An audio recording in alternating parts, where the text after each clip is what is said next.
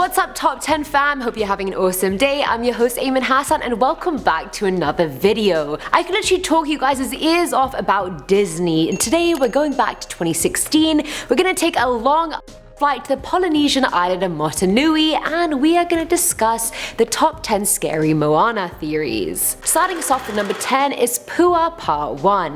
Now in the promotional posters for the film, Pua was everywhere, but in the film it's only in like 20% of it. First off, can I just say Pua is the cutest little pig I've ever seen in my life. Like, it's so cute and fat and small, I just want to cuddle the hell out of it. I just love cute small fat animals. Anyway, but cuteness aside, there are some pretty dark theories about why Pua wasn't there throughout Moana's adventure. The first theory is that she actually ate Pua. Think about it. At the beginning she's eating a piece of pork and loving it, and Pua's there like, I'ma go now. But this theory claims that that piece of pork was actually Pua, and she was just seeing Pua as an illusion that represented her own guilt over it. The whole movie talks about meat. I mean, they raise chickens, they encounter crabs. Te Kā basically looks like a burnt steak, and its name is also an anagram for steak, if anyone picked up on that. When Moana meets Te Fiti, who's essentially vegetation, she finally realizes she needs to become vegetarian. Also, Pua is short for Puaka, which is Polynesian for pork. I rest my case, Your Honor. Coming in at number 9 is Pua Part 2. Now this pig is just way too cute to not have more than one theory on it.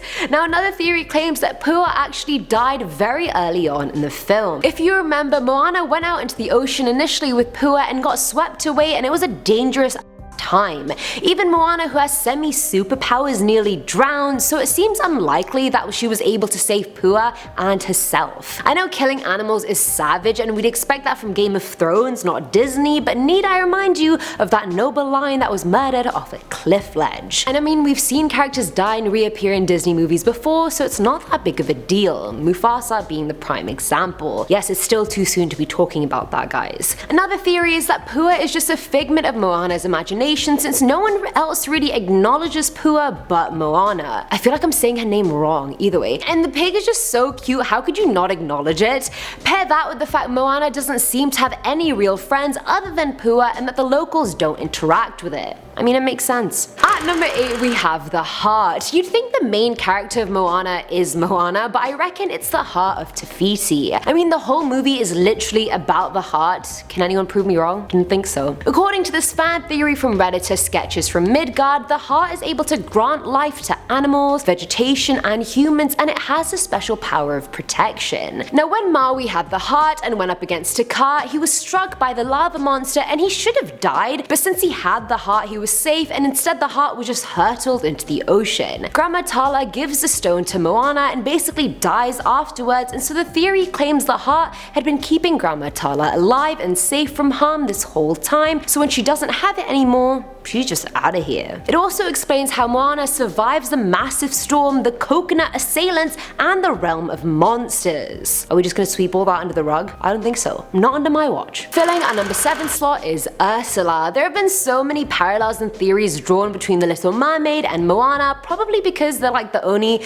two Disney movies primarily focused, around the ocean. In this fan theory from Reddit user Little Dinos, he claims that King Triton and URSULA had a part to play in Moana. According to the theory, when Chief Tua crashes beyond the reef and his friend dies, that was all URSULA's doing. She was on the throne of Atlantica, and the sea being moody was because of her hatred and rage towards humans. Now you're probably wondering why the ocean was slightly more calm when Moana was sailing on it, and that's because at that point King Triton was back in charge, which allowed her a slightly safer passage, but we're just a bunch more coconut attackers. Now at number 6 is the ocean god. Now the whole movie revolves around the idea that Moana was chosen by the ocean for this journey, but according to this theory, the ocean didn't choose Moana, Grandma Tala did, and she did it so that people could become the courageous explorers that they once were. I mean, in the movie, Maui, a demigod, literally says he's never heard of an ocean god, which means one probably doesn't exist. Or on the flip side, the ocean god could be Grandma Tala herself. herself. I mean, she dances with the ocean, she tells Moana that as a child she saw Moana get the heart of Te Fiti, even though she wasn't even born, neither was the chief. Grandma Tala is the only one that pushes Moana to go on the journey, and even after her death, she regrets putting so much pressure and danger on Moana's shoulders. Why would she feel all that guilt and responsibility over it unless she was the ocean god who chose Moana for the mission? You tell me, guys. Coming in at number 5 is Tamatua. This dude is blinged out for the gods, I swear. Well, according to this theory from the YouTuber Super Carlin Brothers, Tamatua, the cute bejeweled crab living in the realm of monsters,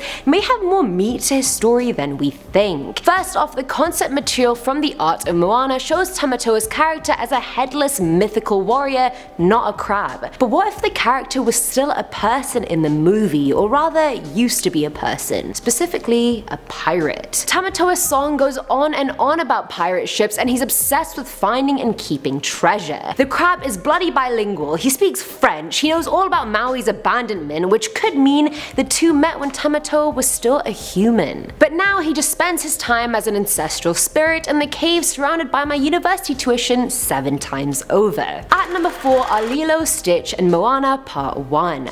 I've watched Lilo and Stitch so many times, I think it was either the first or second Disney movie I ever watched, the other being 101 Dalmatians, but we can agree all 3 movies involved are masterpieces. Now either way, according to fellow YouTuber Cruella's Fur Coat, ironic by the way, the 2 movies are connected. Now let's think about Maui for a second. He'd lived for 1,000 years before he met Moana, so hypothetically he could easily live for 1,000 after her. That puts him in the same era as Lilo and Stitch. Now let's switch movie. Lilo was late to her hula class because she was at her weekly visit with Pudge, the fish giving him a sandwich. When asked why the hell she visits him, she says he controls the weather.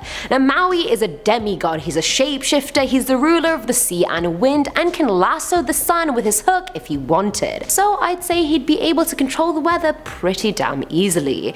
So what if he shapeshifted into Pudge during Lilo's time?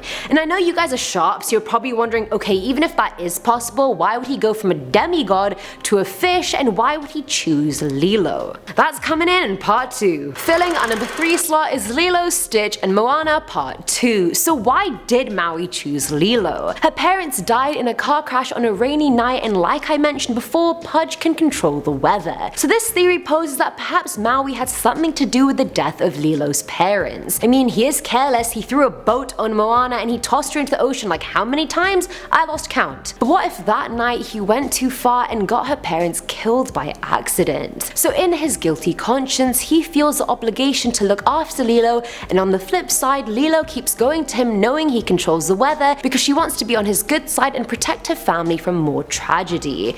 I'll just leave this here, you know, just some food for thought. Now at number 2 is Moana is Dead, underlined, highlighted in bold. I thought I just, had to sucker punch this title, hit him where it hurts. According to this theory from Stick Up Kid, things were really not how they seemed at all.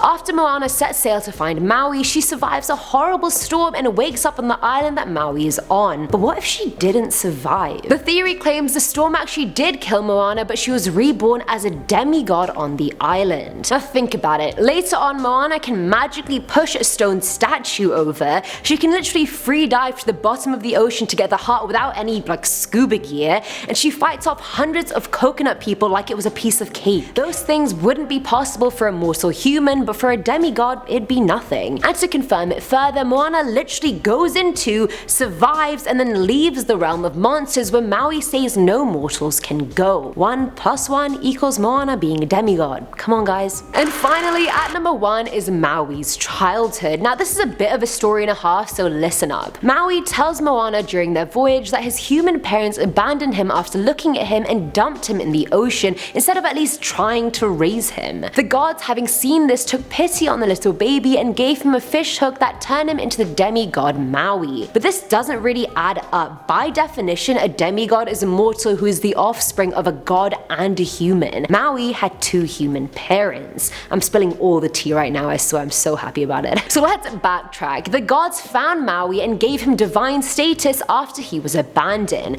But if mortals can only become gods after death, that means Maui wasn't saved by the gods, he was resurrected. I mean, he was a baby, he could have easily drowned in the ocean, or his parents could have suffocated him under the waves. waves. How long does a baby survive in the ocean? I'd say about like 10 seconds or less. If Te Fiti can be reborn as the green goddess she was before, what's to say Maui can't come back from death either? And that's all for today's video, guys. The movie was so cute. I truly think Disney can do no wrong, and I've said that so many times. What did you guys think of all these theories? Had you thought of any of them before this video? Let me know in the comments below, and as always, I'm your host Ayman Hasan, and I'll see you in the next one.